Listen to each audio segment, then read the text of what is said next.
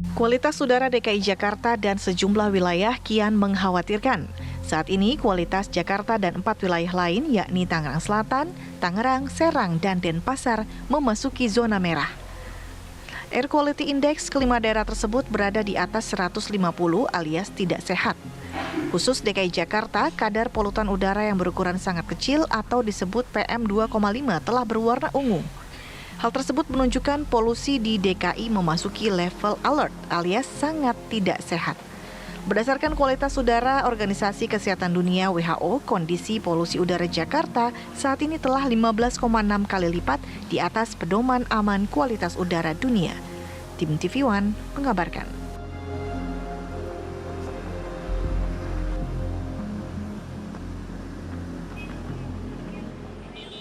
Ya, Anda kembali di Apa Kabar Indonesia Pagi. Kita mulai bicara soal kondisi polusi di Jakarta. Tidak hanya di Jakarta sih, secara spesifik ada di beberapa kota lain, terutama di wilayah Jabodetabek. Bagaimana hal ini bisa terjadi? Apakah ini memang fenomena yang normal setiap tahun? Dan apa sih penyebabnya? Dan bagaimana kita sebagai seorang individu, warga negara, menyikapi hal tersebut? Ada dua orang narasumber yang sudah hadir bersama saya pagi hari ini. Yang pertama ada Profesor Dr. Agus Dwi Susanto, ini dokter paru RSUP Persahabatan. Pagi, Prof. Pagi, Mas. Makasih hadir. Terima kasih. Yang kedua ada Lukmi Purwandari, ini Direktur Pengendalian Pencemaran Udara KLHK. Pagi, Bu Lukmi. Selamat pagi, Mas. Apa kabar, Bu? Alhamdulillah. Makasih sudah hadir ya, Bu ya. Alhamdulillah. Oke, saya sebelum ke Bu Lukmi kita bicara soal polusi, saya mau ke Prof Agus dulu. Prof, polusi sudah banyak dibahas. Ya. Faktanya di lapangan banyak yang sakit nggak sih, Prof? Kalau kita lihat data-data dari beberapa minggu terakhir ini memang, saya praktek sendiri juga, kunjungan pasien-pasien dengan keluhan batuk, pilek, dan sakit tenggorokan memang meningkat dibanding sebelumnya. Nah, tapi kalau kita lihat data secara keseluruhan tentu harus dilihat dari setiap titik layanan kesehatan. Tetapi beberapa sejawat juga mengatakan seperti itu. Oke. Meningkatnya tuh bisa dibilang signifikan, meskipun tadi datanya belum ada gitu ya, data secara detail. Tapi sesignifikan apa sih? Sekitar 20% sampai 25% lah dari biasanya. Itu rentang usia yang Kalau saya kan dokter spesialis dewasa ya, baru dewasa ya. Kebanyakan kalau kami ya pasien-pasien kita rata-rata yang usianya bervariasi dari usia 18 tahun sampai usia 30. Tapi yang cukup sering justru memang yang datang itu yang keluhannya di atas usia 50 tahun ya, geriatrik. Karena itu memang resiko-resiko tinggi yang sering mendapatkan infeksi saluran pernapasan. Oke, berarti Prof Agus sebagai dokter paru juga sangat concern dengan kondisi yang ada saat ini ya. Dibahas di berbagai media, di medsos juga banyak begitu. Apa sih Prof yang mungkin Prof bisa melihat apa ya highlight terutama bagi kesehatan kita sebagai masyarakat Indonesia, Prof? Ya memang ketika kita lihat sekarang ini kondisi ketika musim kemarau, kondisi kualitas udara memang kurang bagus. Nah, tentu kita harus melakukan upaya pencegahan.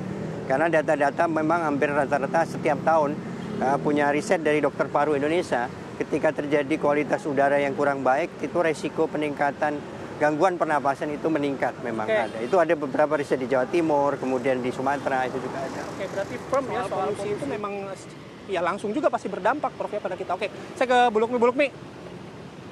Apa sih Bu yang terjadi dengan polusi kok gini?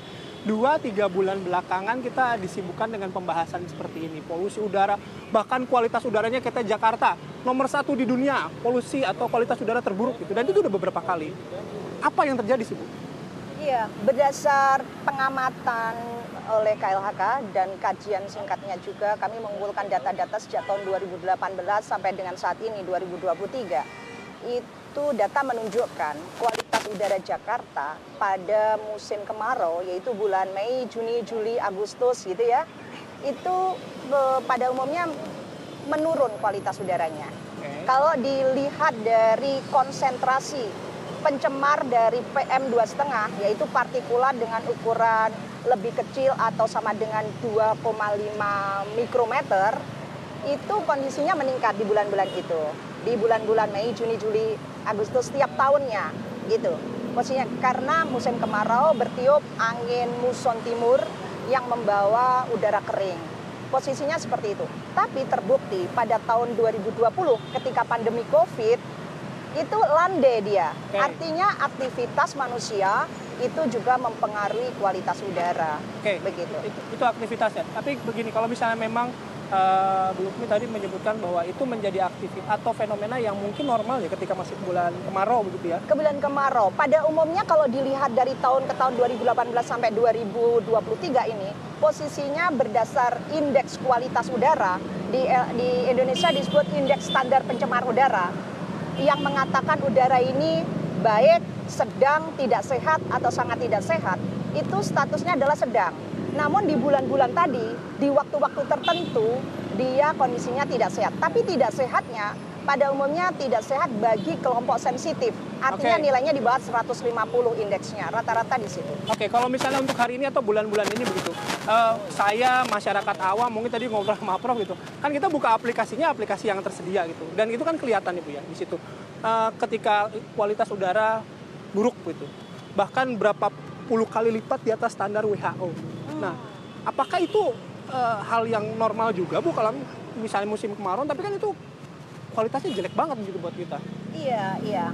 Jadi begini, kalau bicara informasi publik terkait kualitas udara, yang kalau di Indonesia ada peraturan Menteri LHK nomor 14 tahun 2020 tentang indeks standar pencemar udara. Yang bertanggung jawab mengumumkan termasuk menetapkan indeks standar pencemar udara adalah pemerintah. Yaitu menteri, gubernur, atau bupati wali kota. Dan diumumkan kepada publik setelah dihitung, ditetapkan indeks standar pencemar udara, itu diumumkan setiap dalam sehari paling tidak 2 kali. Dan kami sudah melakukan. Di situ disebutkan, kalau indeks standar pencemar udaranya atau ISPU-nya antara 0 sampai 50 berarti kondisi baik. Kalau 101 sampai dengan 150 atau sampai 200 itu tidak sehat. Tapi kalau di bawah 150 itu bagi kelompok sensitif itu harus melakukan mitigasi, jangan beraktivitas lama-lama di luar, siap obat dan sebagainya. Tadi disebutkan oleh Pak Agus bahwa ketika musim kemarau meningkat lah, karena itu ditingkatkan mitigasinya, pakai masker dan sebagainya. Oke, kita bicara soal pakai masker, mitigasi dan lain sebagainya. Tapi kalau bicara soal data tadi Bu, kalau data, menunggu menteri Pemda dalam hal ini begitu ya menentukan kan lama Bu. Sebenarnya itu cepat karena kita alat pemantauannya ini seperti ini. Ini otomatis data setiap saat keluar. Perhitungannya itu direcord 24 jam terus, setiap jam gerak terus. Jadi dibandingkannya dengan rata-rata data 24 jam dan dibandingkan dengan standar pencemar udara ambien di Indonesia yang berlaku di. Dan satu lagi, ada websitenya namanya http://ispu.menlhk.go.id.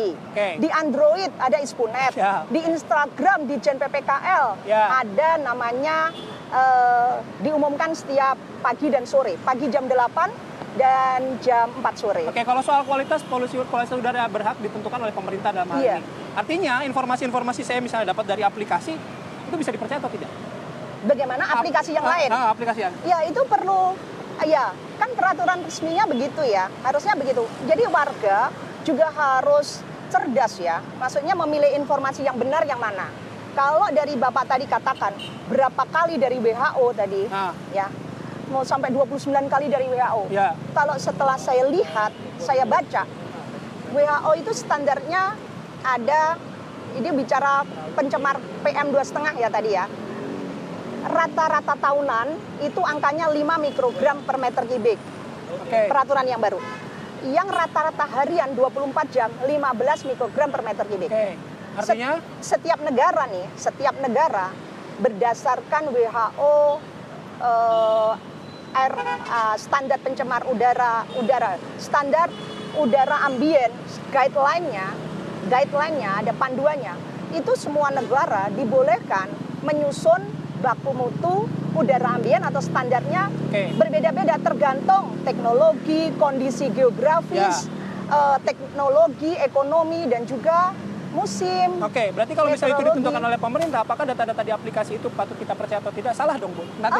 Break dulu. Tapi saya ingin menanyakan itu loh. Benar kita dijawab. Kita break dulu ya, nanti kami akan kembali sesaat lagi. Iya.